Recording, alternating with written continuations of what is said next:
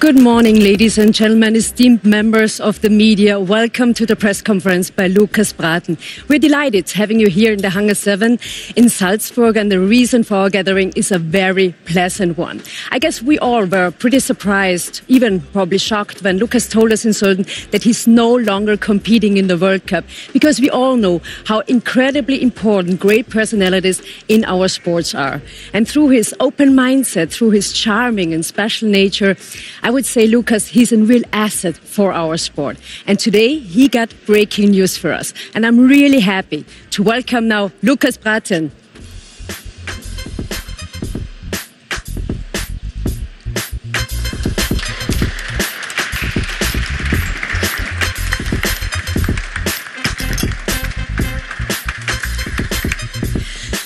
Lucas, hi. So good to see you, and thank you very much for the invitation. And of course, we don't want to keep anyone any longer in suspense. So what's the reason for this press conference? What do you want to tell us?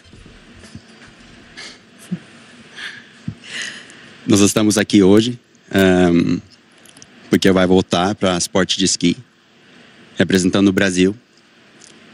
E eu sou muito animado, eu sou apaixonado e eu estou orgulhoso para representar o Brasil na competição Copa do Mundo e Jogos Olímpicos. E eu quero mostrar que tudo é possível. And yeah, for everyone in the crowd that doesn't understand Portuguese, we're here today because I am returning to the sport of alpine ski racing, and I'm doing that representing the country where I discovered my love for sports, which is Brazil. And I'm beyond proud to be able to represent them in World Cups, World Championships, and Olympic Games. And I'm very proud to be able to share that today. But why did you dare this really big step? How did you know, how did you feel that you want to come back? Well, during my time away from the sport, what I found very difficult was not waking up every day on the pursuit of becoming the best in the world in something. I discovered how difficult that was. Obviously, the lack of time spent on the activity that brings me the most joy, which is skiing. And then probably the most decisive factor was the moments that only sport in this world has to offer. Being able to perform in front of tens of thousands of people, sharing that moment and putting on a show. So before we welcome our next guest, the president of the Brazilian Snow Sports Federation, let's get some impressions how Lucas is used to put on the show. My dance began 23 years ago and found its rhythm in the streets of Sao Paulo, Futebol. This dance was about unity, love, freedom. Then I brought it to the snow. This dance was fast, disciplined, world-class, exhausting. For the first time, I'm happy. For the first time in years, I feel free. I'm home. But you know what? You can only really dance when you're free. It's time to bring the dance home. O jeito brasileiro. To be who I am. Vamos dançar.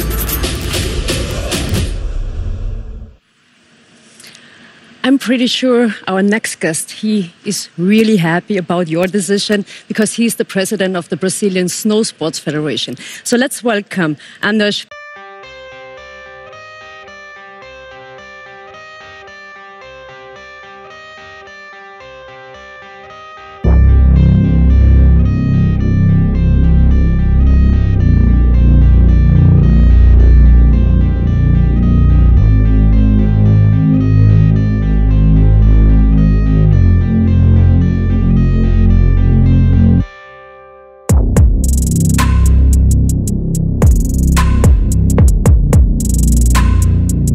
Having you here in Salzburg in the hangar, and now that you have Lucas Braathen on your team, what does it mean for your federation? First of all, muito bem-vindo, Lucas. welcome to the Brazilian snow sports. Obrigado. We couldn't be more delighted and happy about your decision to start to compete again.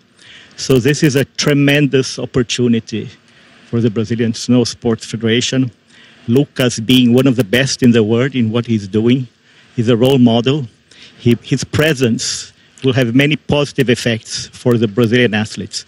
So we are very much looking forward in starting a big legacy in the future. So summarizing, this is an enormous opportunity, and it can really become a game changer for us.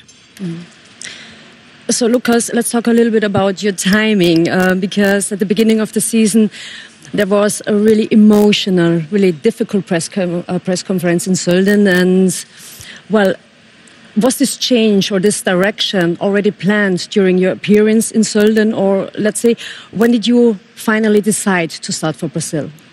Yeah, no, it honestly felt quite far-fetched to ever return to the sport in that moment. And when I went home to Norway again, I decided to spend some time with my family that I rarely got to see during my professional career as a skier. And then I booked a one-way ticket to Brazil, and I stranded myself on this island, Ilhabela, outside of Sao Paulo, the state and city that my family is from, and just try to get away from everything that had to do with sports and career. And obviously what was very flattering during the time was to feel all the support from the industry and the community of sports, everything from the fans to my old teammates and the competitors that I had in the sport, which was obviously extremely flattering to feel so wanted back into the sport.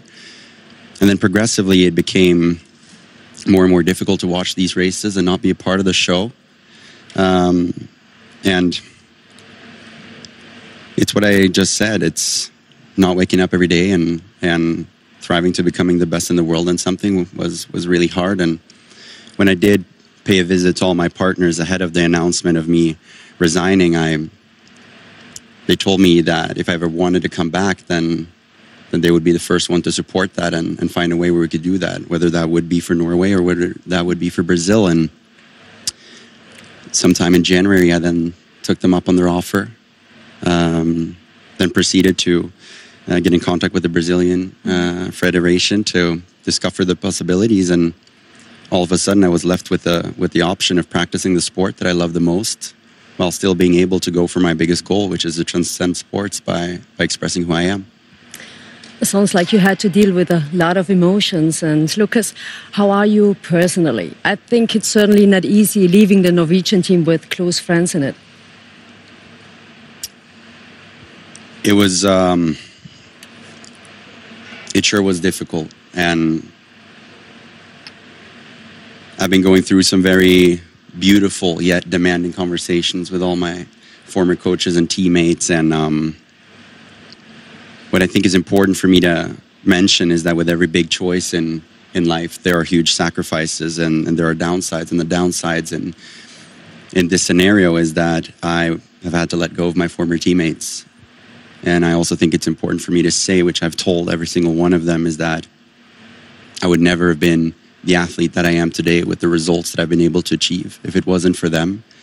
But more importantly, I would never be the man that I am sitting in this chair right now if it wouldn't have been for them. So I'm so thankful and I feel so privileged to have been on this journey with them. And I have so much to thank them for. But I'm so happy that I get to enter this next chapter, remaining them as close friends.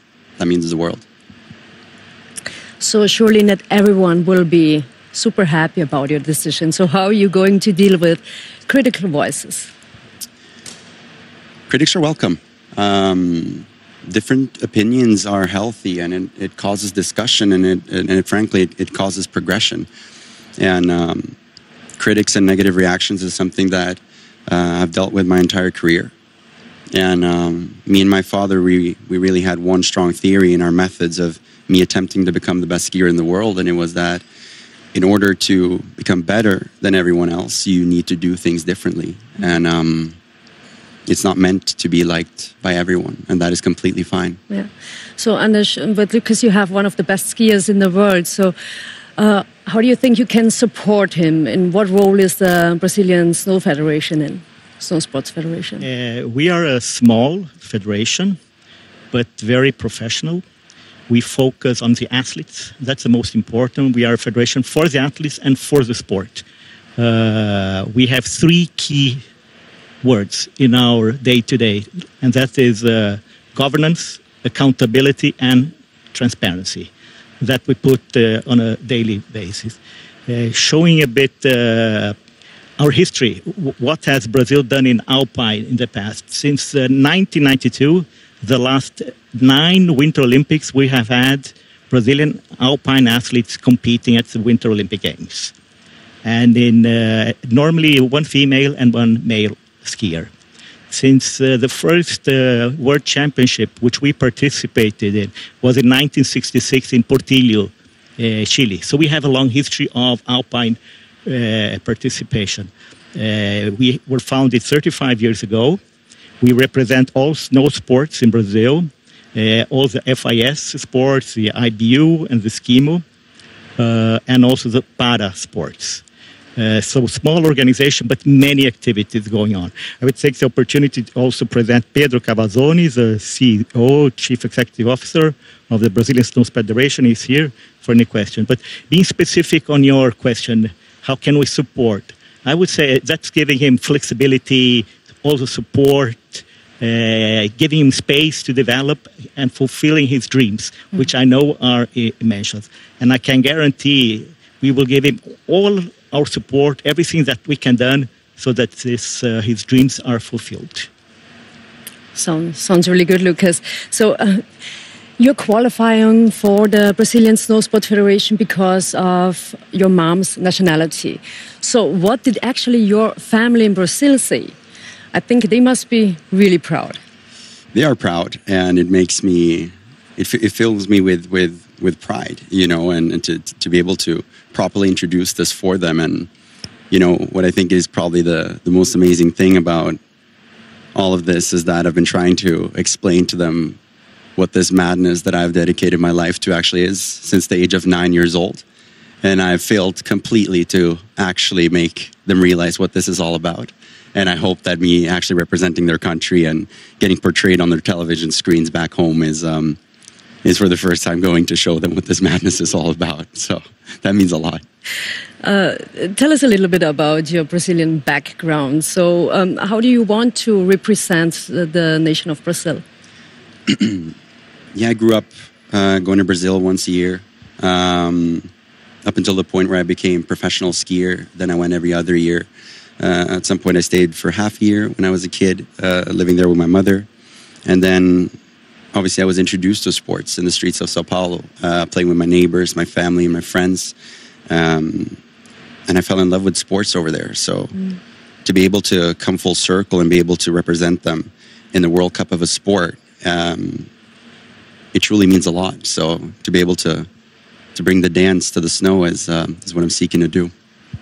So, Anders, Brazil is not necessarily known for alpine skiing. Would you say now you have a big chance for the winter sport in Brazil? Yeah, it's a unique opportunity to develop the sport. But at the same time, Brazil has been improving on a yearly basis. We participate on a yearly basis on more and more events. Our performance is increasing. And we are now even world champions in the cross-country para Olympics. We recently obtained our first ever South American Olympic medal in the Youth Olympic Games in Gangwon in South Korea in January. So we are approaching a higher level all the time. And Lucas, being such a charismatic person, for sure will enhance the development. Speaking about the challenges a little bit. It's a learning experience, obviously. On the way to this event in the morning, I asked Bjorn, Lucas' father, how many skis does he have on a season, right?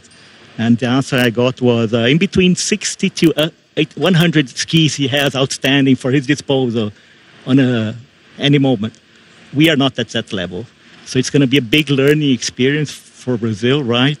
But we are very focused, very dedicated to really contribute and face our challenges ahead. So, Lucas, Let's talk about your team. Of course, now it's all about setting up a completely new team. How is it supposed to work? I think the most important thing is being able to work and collaborate together with the people in an infrastructure that embodies my vision of doing something that's never before seen and wanting to do something that's outside of the box and create something that we haven't seen before. I want people with good vibrations and positive spirits that wants to work together and not against each other, and that wants to travel the world and have fun skiing.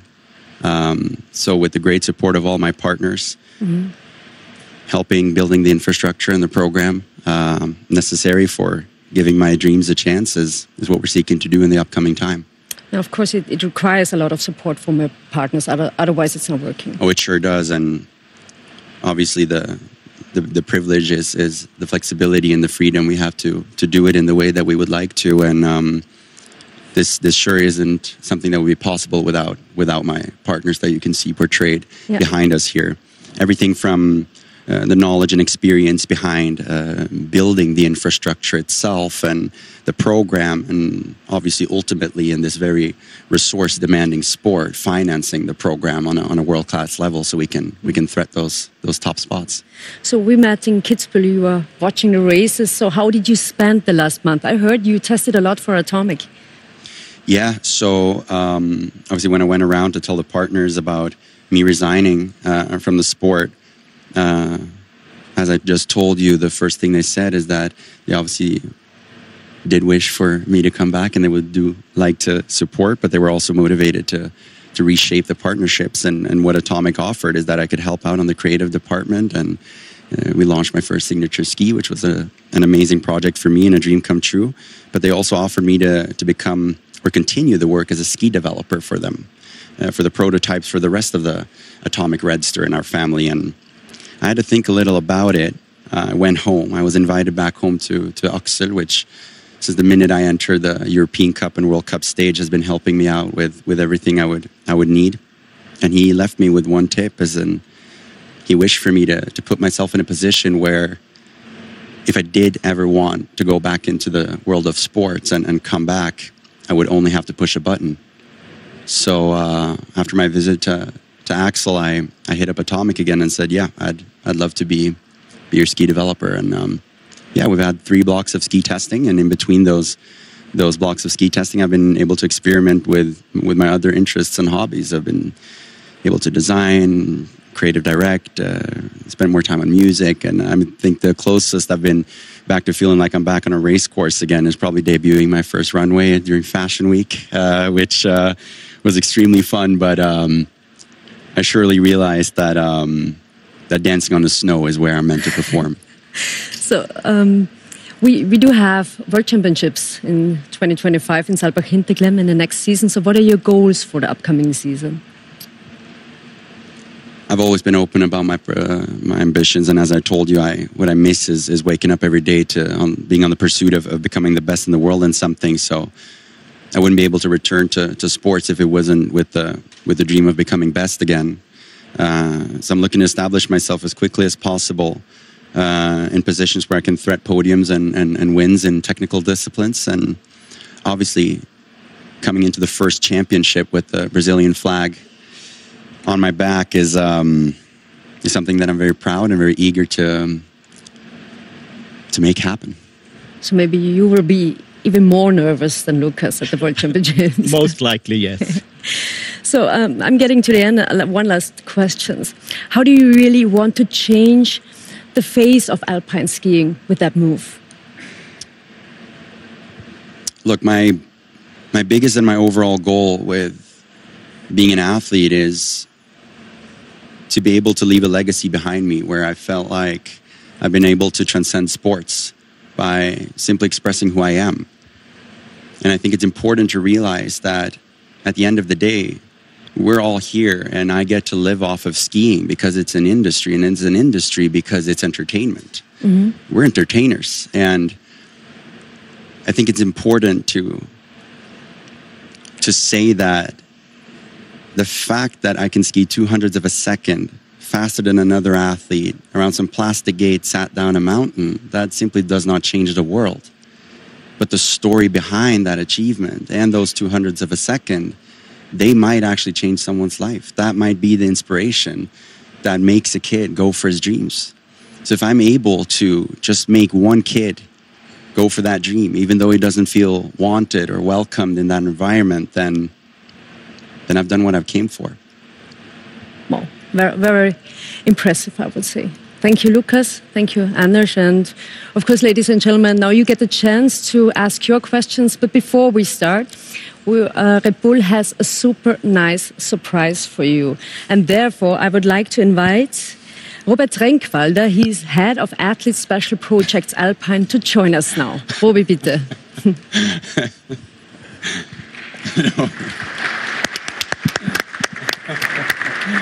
So, Lukas, I'm very, very happy that you are back in the World Cup.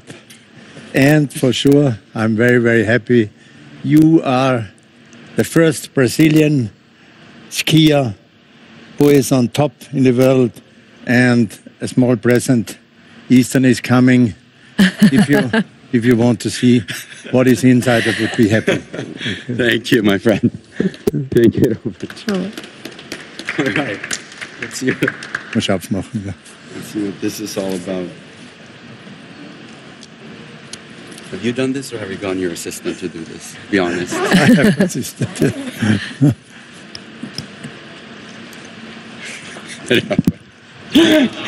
There it is. Robert, thank you so much. Honestly, thank you so much. I appreciate it. Thank you very much. So all right. What are you saying? Cool design. Well, I'd say it's very me. Yeah. It has my true colors. It looks fast. Yeah. And it looks does. like it's made for dancing. Let's do this. Vamos dançar. Yeah. Perfect combination. Thank you.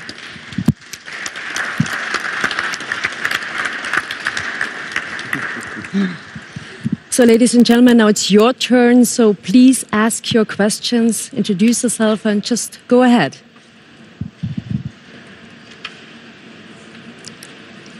Michael Smekal von den Salzburger Nachrichten. Lukas, Jetzt habe ich dich schon vorgestellt, gell?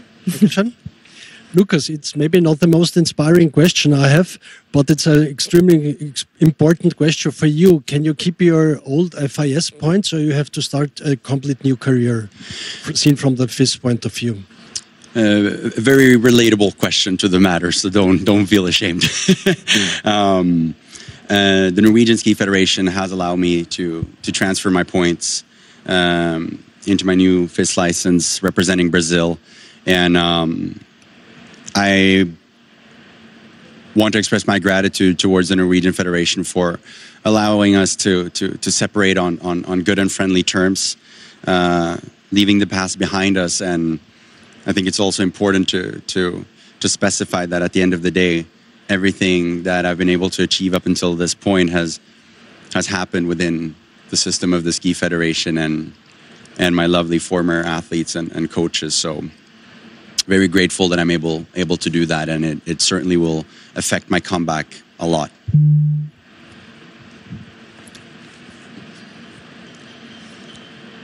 Gut.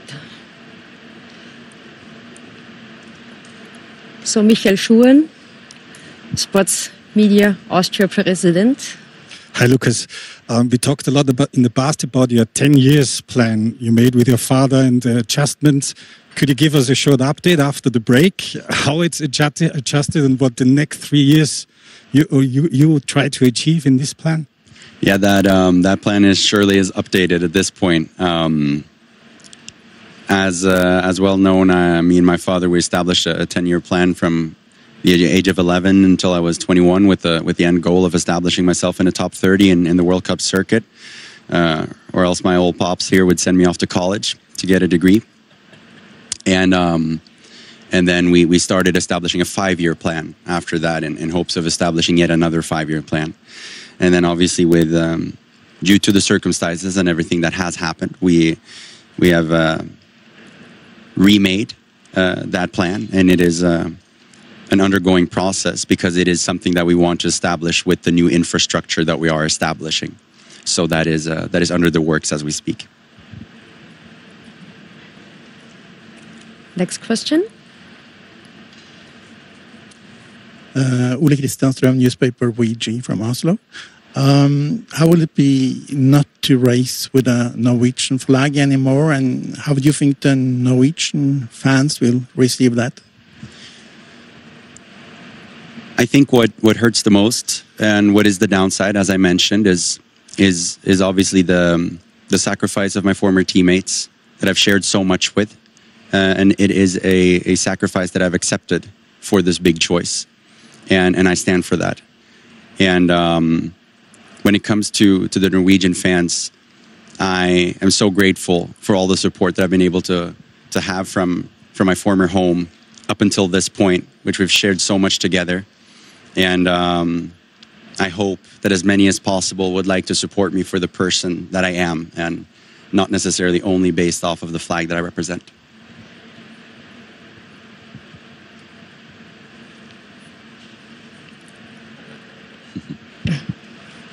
Frederick from TV2 Norway. You talked a bit about moving to Austria before, or to Europe before. Will you now move to Europe? I have actually done that. I don't know if I should tell this long or short version of this story, but I ended up renting my apartment out on a 4-day notice before 4 days ahead of leaving to Brazil, and it was a bit of a sign to dare to make that step and move away from home and try to conquer the world in a new way after my resignation. So I rented out my apartment in Oslo, and I went to Brazil, and then I returned back home to Europe to celebrate Christmas in Rome with my girlfriend and my family, homeless, frankly. And as my girlfriend do live in Paris, I've been able to crash at hers for some time.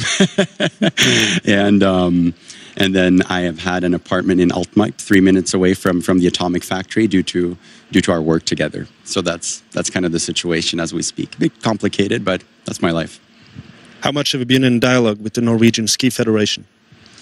Not much, other than obviously in the last period. There must have been 1 or 1.5 weeks ago where we obviously contacted the top positions in the Norwegian Ski Federation to let them know that I am looking to do the transfer and represent Brazil.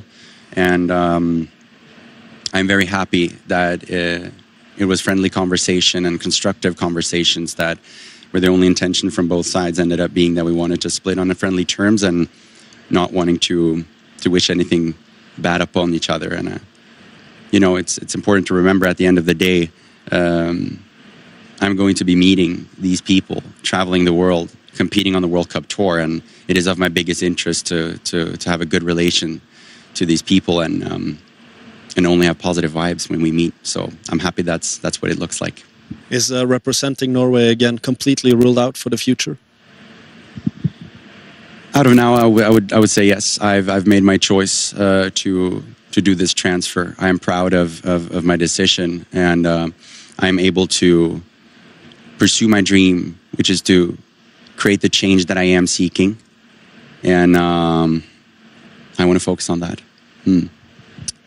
Kjetil Åndvik, Viaplay. Vi prøver på norsk, Lukas, så får du velge om du vil svare på norsk eller engelsk. 27. oktober så legger du opp etter å ha mistet skigleden. Så da jo spørsmålet hvor og når fant du igjen den? Ja, det var som jeg forklarte her i sted, så da jeg dro rundt til mine 3 partnere, Red Bull, Atomic og Oakley, og fortalte om det drastiske valget om at jeg ville avslutte karrieren, så veldig smigrende sa de jo det at om jeg hadde lyst til å returnere til sporten, så hadde de lyst til å være den første som ville støtte et sånt prosjekt, uansett om det skulle vært for Norge eller om det skulle vært for Brasil.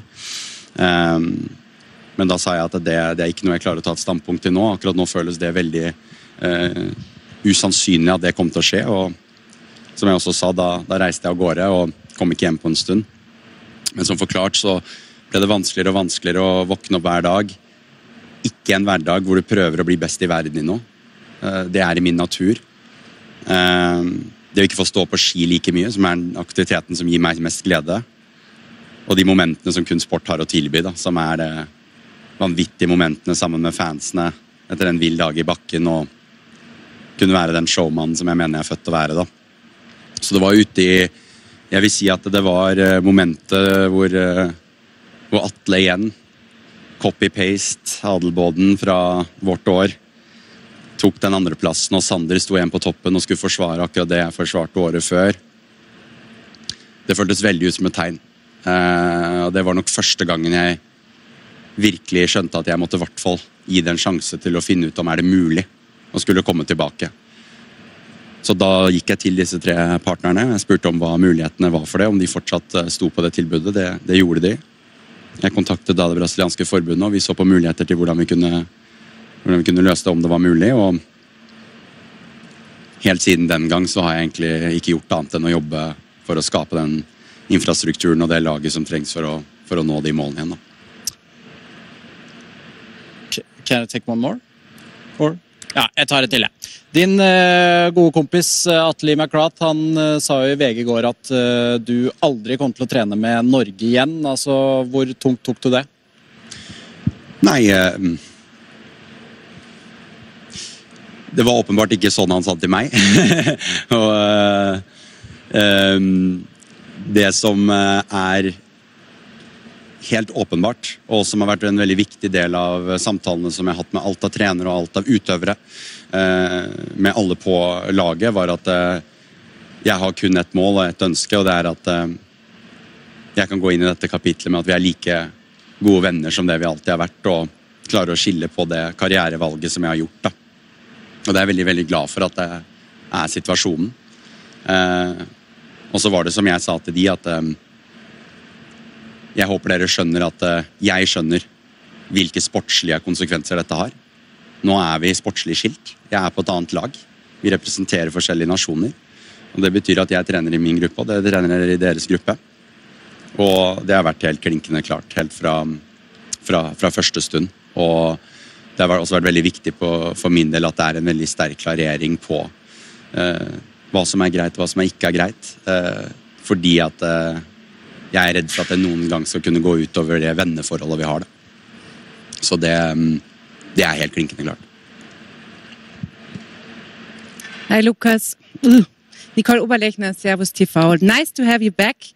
I don't know if the question was maybe asked already in Norwegian because I don't understand. But in terms of practicing on the snow, or let's say dancing on the snow, is it possible that you collaborate with another nation, maybe with another one-man team, for example, A.G. Guinness? Obviously, as I'm first telling you guys, what is going to happen. I have not spoken to anyone as of yet, but obviously it would be of my interest to be able to train with some of my competitors, as I think that is a very valuable exchange for both parties. And as I think we all know, I am a very social person, and I am quite addicted to getting some stimuli in that sense, and for both of those reasons, both on social terms, but also on sporting achievement terms. Yes, it's obvious so that this will be an important factor. So we will definitely be looking into how we can get some matching. Hei Lukas, NRK Magnus tar det på norsk hvis det greit. Kan du fortelle litt mer om det sportslige opplegget? Altså, har du en trener, lagkamerater, lokasjon? Hvordan skal dette foregå? Nå spiller du vanskelige spørsmål, som jeg gjerne kunne ønske at jeg kunne svare litt bedre på. Men det en modell som satt opp til et infrastruktur som vi mener det som nødvendig for å oppnå de resultatene som jeg prøver å oppnå. Og så ikke de posisjonene utfylt enda. Men vi I samtaler med kandidater som vi tror kan passe den infrastrukturen veldig bra da. Det Red Bull eller Brasil som på en måte tar seg av den biten, eller ditt eget team? Jeg vil si det et samspill mellom alle sammen.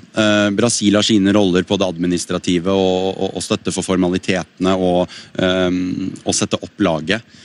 Samtidig som kraften og selvfølgelig en veldig profesjonell erfaring og kunnskap fra Red Bull sin side kommer veldig sterkt inn når det kommer til helseprogrammet for eksempel. De har jo vært med å sette opp en rekke lag før dette prosjektet her, så for deres del så det intet nytt.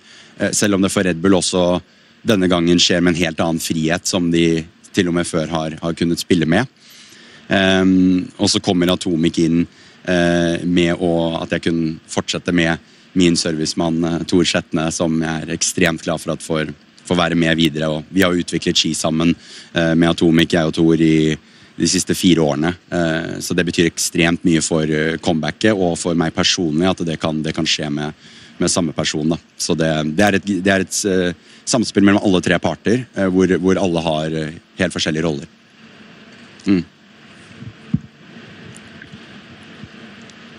A question to Mr. Peterson. Do you now feel as the Peter Schöcksnadel of Brazil? If I feel, I didn't hear your question. Like, question to Mr. Peterson. Yeah. Do you now feel like the famous Austrian ski president Peter Schöcksnadel of Brazil now? I don't know how to answer that. No, I'm under a lot of responsibility now in giving all the possibilities so that Lucas become an even better athlete.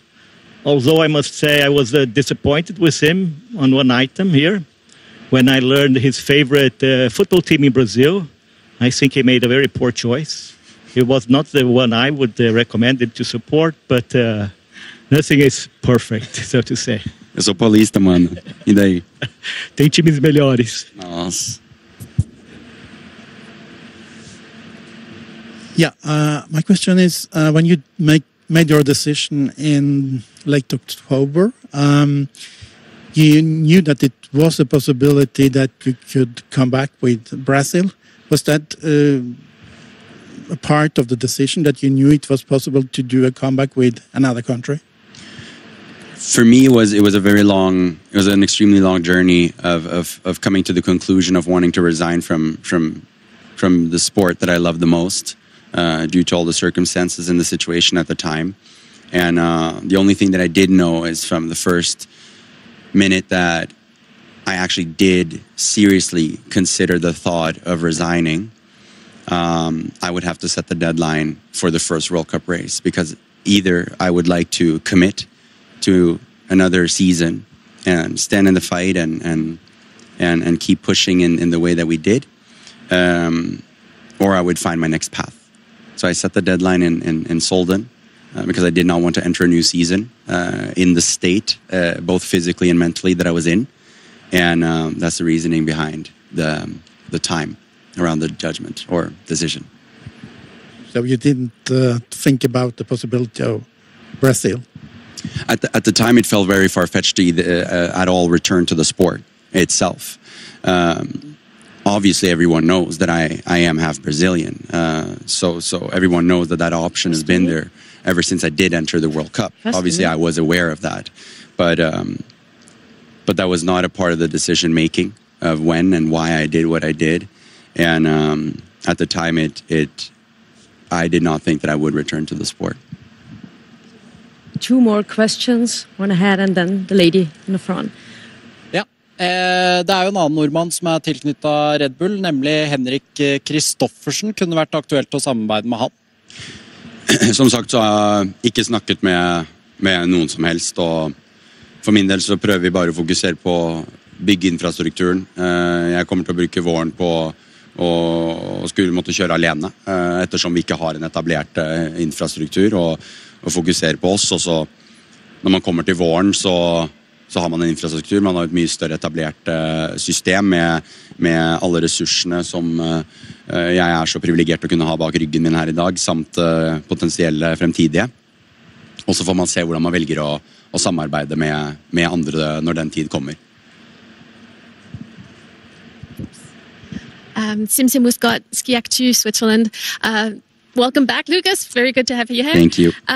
You spent the season mostly away from the slopes, obviously. Could you tell us a little bit how much time you got to do training, and what does it look like in the next few seasons to get back to the top? Are you confident that you can get back there quickly? So the time spent on the slope has been 3 blocks of ski development and ski testing with together with Atomic, mostly in the right realm area, a little further down the valley here. And it has obviously been a very, very good piece of skiing.